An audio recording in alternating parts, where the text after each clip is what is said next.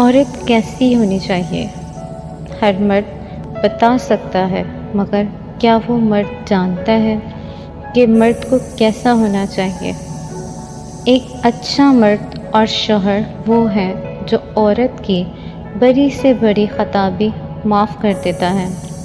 جو حکمران بن کر نہیں، محافظ اور ساتھی بن کر رہتا ہے، جو روٹی کپڑا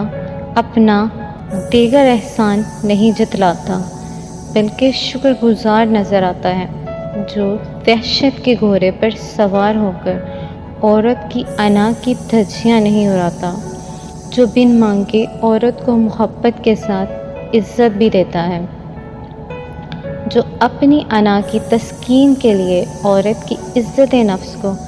کچلتا نہیں ہے،